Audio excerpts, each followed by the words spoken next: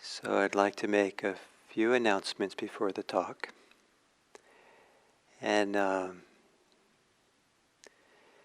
one is that here in California now they say a great majority of people here in this state are now in stay-at-home orders. So many of you who are listening from California won't be going much anywhere this week maybe, much less than usual. And maybe people in the other parts of the country and the world are also have a kind of stay-at-home policy or approach these days. So because of that, I certainly want to try to make IMC be more supportive for people in these difficult times. So I was wondering what we can offer more than we already do. So this next week, I'm teaching a retreat, an online retreat, and normally the teachings for the online retreats just for the people on the retreat, especially live, and we've been continuing that policy when we do online retreats. But it occurred to me this morning that why not have my talks be available live? And for those of you who would like to listen to a retreat talk and would like a little bit more Dharma during the day, I thought I could make at least my talks available. And in California time, I'm teaching Monday, Wednesday, and Friday at 4 p.m. So Monday, Wednesday, Friday at 4 p.m. California time. And I will be here on YouTube. That's the plan right now, unless my colleagues say that we shouldn't change it that way. But I think it should be fine, wonderful, I think, to do this. And for those of you who have never been on a retreat, you'll get maybe a little bit flavor of a retreat from it. And retreat talks. Sometimes we don't like. I have this idea of not making retreat talks so easily available because retreat talks are a little bit different in flavor than regular talks, and maybe the context is not. They're not understood as well without the context. So with that caveat, starting tomorrow. And Monday, Wednesday, Friday. And then a little bit, so next week, partly because of the retreat and partly because during this time next week, I have to go get a COVID test because I'm going to have later in the week, next week, I'm going to have a cataract surgery. And part of that preparation is to get tested for COVID to make sure that I'm good for the surgery. So I've invited a wonderful young teacher to come. His name is Jozen Gibson. And I've been mentoring him in the current teacher training. And I'm quite enthusiastic and I'm very happy for him to come and teach to our community. So I think you'll be in wonderful hands next Sunday here with Jozen. So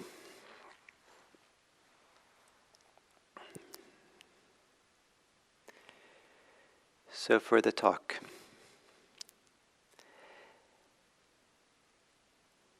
Sometimes I like to think that we have a choice of living in two different universes. The universes, at least of our own experience. And we have some choice between these two, but there really can be, at one end of the spectrum, each end of the spectrum of these two ways are very, very separate from each other and lead very different ways.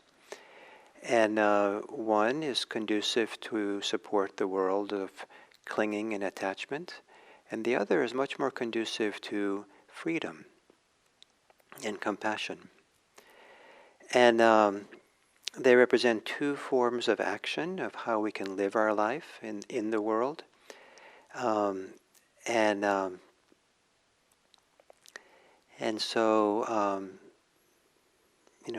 they kind of divide between these two places.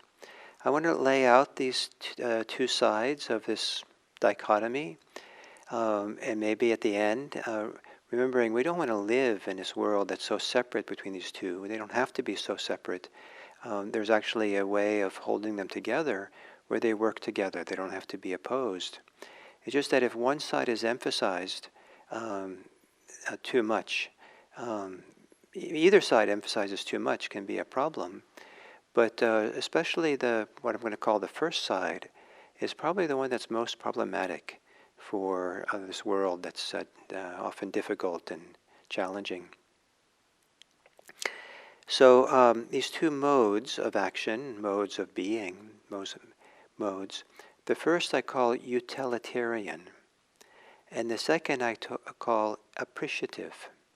We can live in the world mostly with utilitarian attitude towards everything, or we can live in the world more with an appreciative mode for everything. And it makes a huge difference which of these you choose. And maybe in different contexts we choose different ones, but really to understand that there's we have these two different capacities, and to be wise with them, and probably the second, the appreciative mode, is maybe really the beneficial one for really trusting emergence of this Dharma life that we have. So the utilitarian mode is pragmatic, focusing on a goal, and looking at what is of utility, what is beneficial, what has the greatest good as a consequence of what we're doing. And in this regard, often the goal is more important for people in this utilitarian direction. Like what's important is how we get to the goal, and whatever is useful for that is what we're focusing on. And often then there's no sense that the means, that the goal should be represented in the means, but the means is independent from the goal. The appreciative mode is not so much focused on the goal, but is more focused on the process of how we are. Whereas the utilitarian mode is focused on the future, usually, about where we're going, how we're going to get there.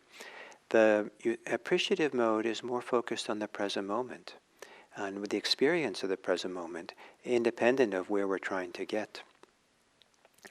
The utilitarian mode is more focused on productivity, a product, a result, a consequence that we want to have. And the appreciative mode can also focus on something growing and developing and becoming different, but it's not from being productive, but rather through enhancement. How do we enhance what's really good here? How do we make room for things to emerge and to flow in their own way, as opposed to trying to be most efficient with what's going on? In that the utilitarian mode is more about a goal, a direction, what we want to get. There can be failure. We can fail to get to that goal. We put a lot of effort in, and then there can be a lot of regret that we didn't attain it. The appreciative mode, rather than focusing on failure, the tendency is to focus more on satisfaction. It could be, wow, that didn't work out. I didn't manage to what I was trying to do. But boy, was it satisfying to do it.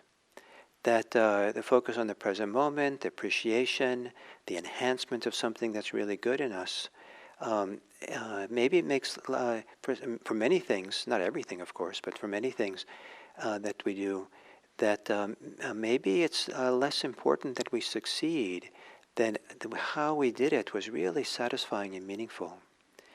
We might still have the sense that we failed or we didn't manage to do what we hoped to do, but it's eclipsed by that tremendous joy and delight in the doing itself, in the satisfaction of being engaged.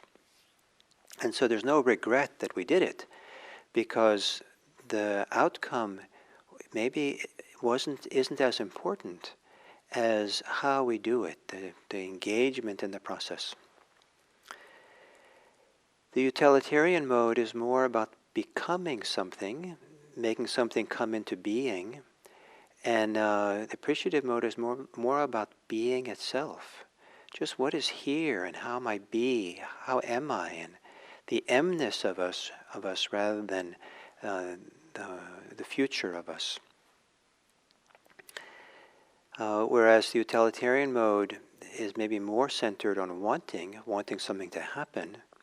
The appreciative mode maybe is more centered in loving what is. And of course, with loving, it's possible to want something to be different. But the center of gravity, the home base, is in the loving, not in the wanting.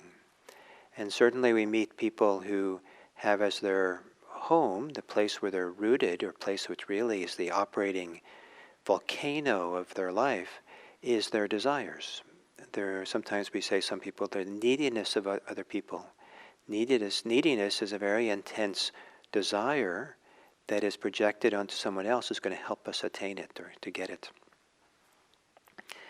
And maybe the utilitarian mode is maybe more has to do with hope and longing for something, because we're hoping and longing for something different than what we have.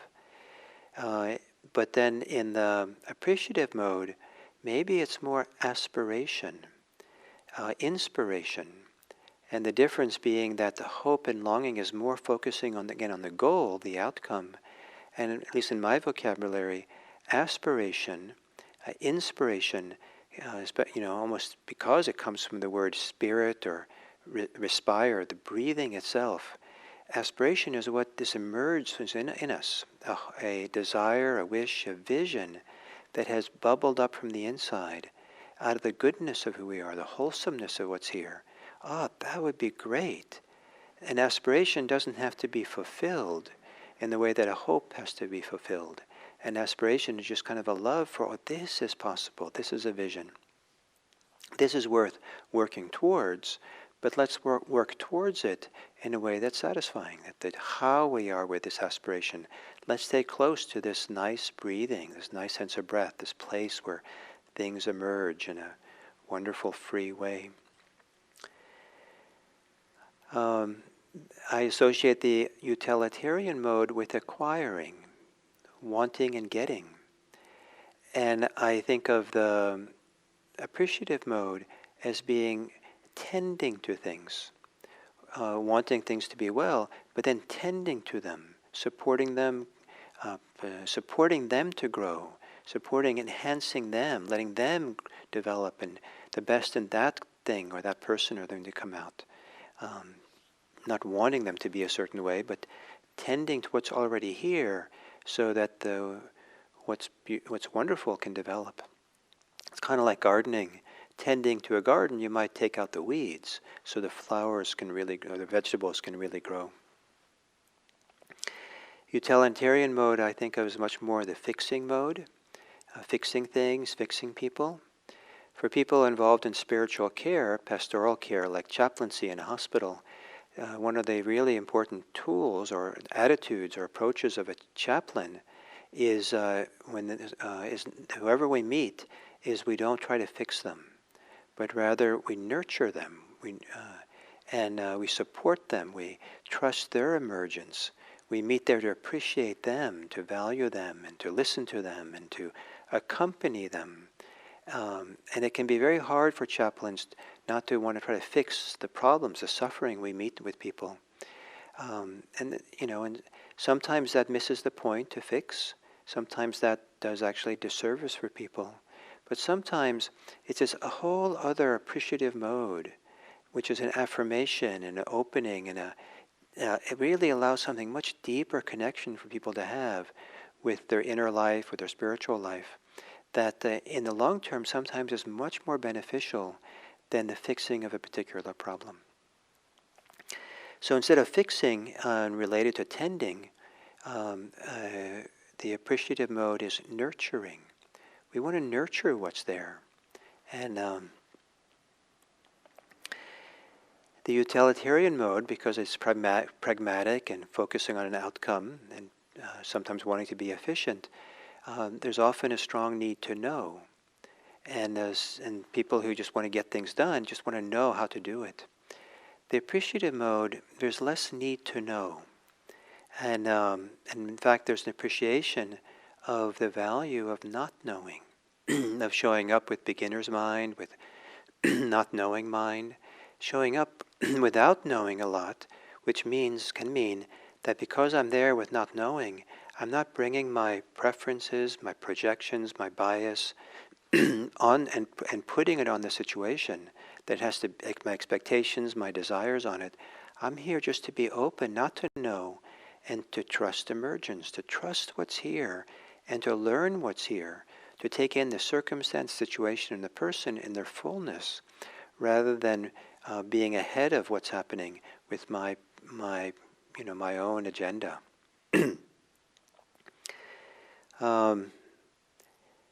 So the utilitarian mode is more about efficiency and often excluding what is unnecessary, we think is unnecessary.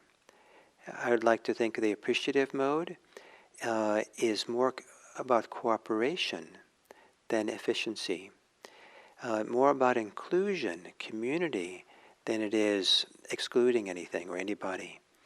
And cooperation is often slower in the short term than sometimes just getting the job done for oneself. When I was working in the monastery kitchen, I was the kitchen manager for a while with a crew of maybe 9 people. And in many ways, I was a better, more skilled, maybe better, I was more skilled, more competent cook than most of the people who were new to the crew. And so I could do many of the things that needed to be done. I could do 3 people's job. I could do it myself. It was much more efficient for me to do it. And so it was very hard to assign things to other people. I just wanted to do it. I could do it, a third of the time. And it took me about 3 months to learn. I'm a slow learner. That the best thing I could do in the kitchen was not do any work myself at all, but just go around and nourish, support, affirm, supply everyone else in their jobs. And then the kitchen worked so much better. And in a sense, doing the particular thing that had to be done in the kitchen, that whatever the item was, happened maybe slower, but the whole kitchen worked so much better when I kind of enabled the cooperation. I cooperated, supported everyone to do things. And so the cooperation and inclusion.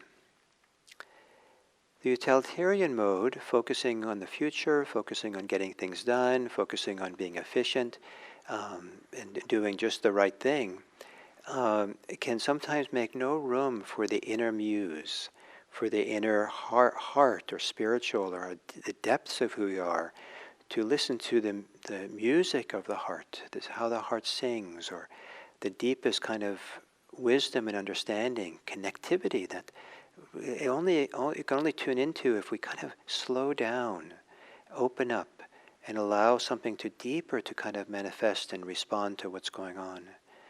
I associate the utilitarian mode very much with being in our thinking mode and fixing mode and planning mode and arranging mode and being efficient mode, which doesn't really connect us with this deeper place of knowing that we can have.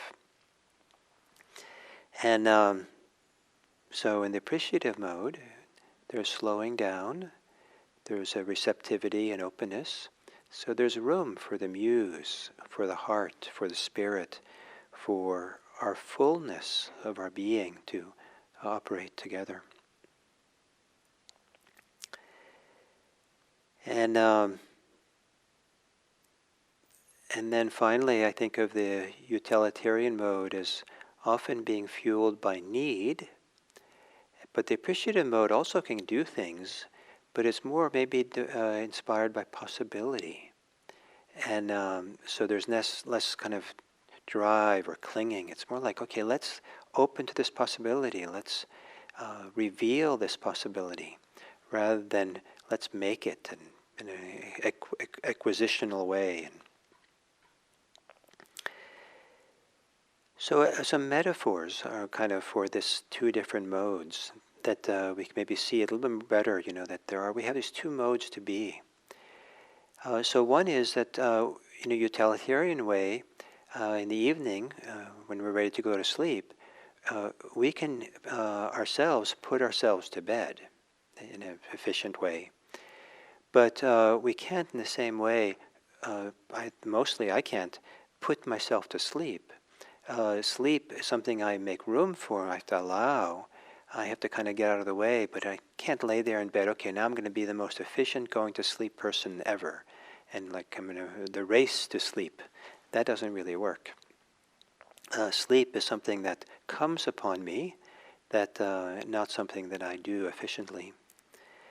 And acquiring knowledge is something we can do pragmatically and utilitarian ways, but we can't become wise just by getting knowledge. Wisdom has a different source that is not often so efficient, not often with acquisition, about the means and getting something, but it's more like allowing again and being present and paying attention in a careful and full way that allows this deeper parts of ourselves to respond and to process and digest what's happening, so we can allow something deeper source of wisdom knowledge to arise rather than just only practical knowledge. Maybe a good comparison to these two different modes is pleasure and happiness. That it's relatively easy to do something that's physically pleasant.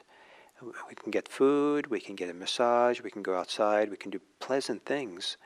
But happiness, you can't just kind of do something to make yourself happy. But the appreciative mode makes room for happiness. Turns out there's much more joy available, much more happiness available any given moment than most people allow for, most people avail themselves for. In the appreciative mode, there's time, space to take in and notice how many wonderful things there are, as well as all the challenges in this life.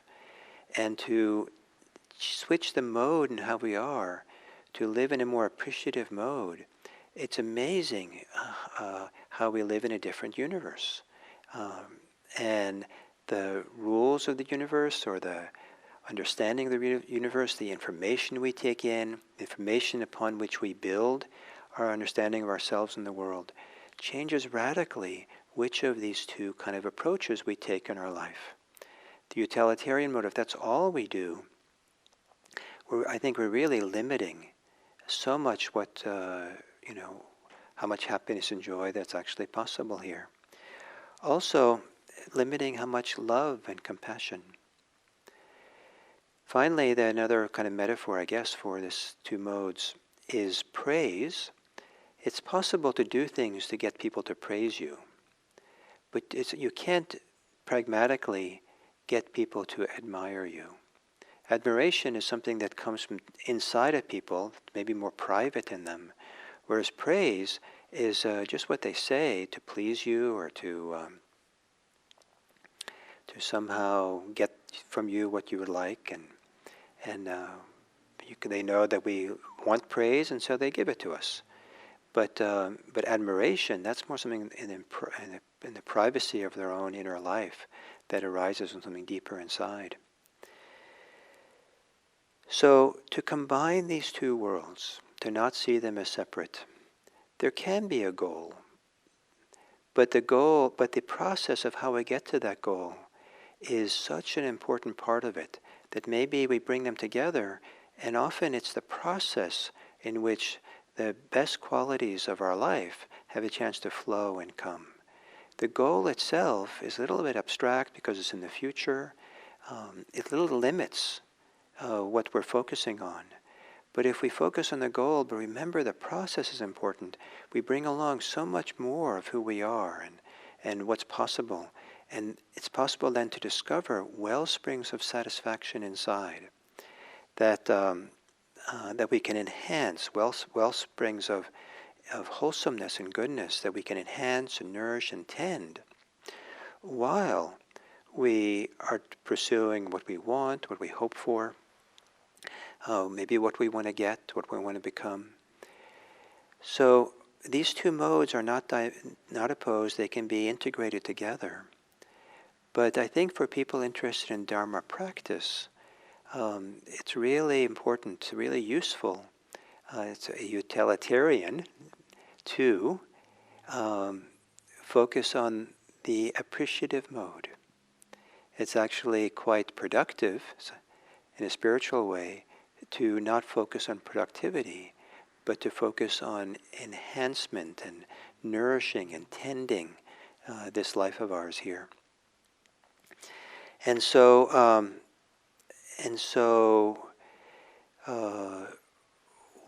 how do we allow for this appreciative mode? The appreciative mode is something that we have to give time for. We have to allow for certain inefficiency, slow down, open up, look around, take the time. And it might be in the beginning that it's helpful as a practice to practice a greater appreciation, to spend more time with your world, yourself, what's going on, not to push away or deny the difficulties, challenges, and the things which are off, but maybe make it a practice to begin appreciating more what's already here and what is good about here. There are thousands of things to appreciate in any given day. And what happens to you if, as you go to bed at night and laying there waiting to fall asleep, you go through and appreciate so much of what is of that day, to think about the things that were valuable and things you're grateful for, which is kind of two of the definitions of appreciation, is to value something and be grateful for it. So to spend time practicing appreciation, focusing on appreciation, and then more deeply than thinking about all the things we appreciate, in the present moment, what way of being, what kind of attention, what kind of way of holding oneself and being present allows you to soak in what is appreciable. So not just think about it, but to let what you can appreciate be there to nourish you, support you, tend to you, bring you satisfaction, bring you a sense of inclusion. All things included, all things have space here. And perhaps you'll come to appreciate that the ability to be open and receptive to what emerges, what's happening, that allowing to let things register and feel, eventually will become one of the most satisfying things to do, way to be. It's the doorway to deep satisfaction, deep appreciation, and deep loving and compassion. So, two different universes you can live in. The appreciative world, appreciative mode, leads to one universe. The utilitarian mode alone leads to another universe. And then the third universe is where we really want to live, is really integrating these two together so that we get the most from best worlds. And we're here to benefit this world as the best way we can, with both perspectives supporting each other. So thank you very much, and I look forward to our next time together.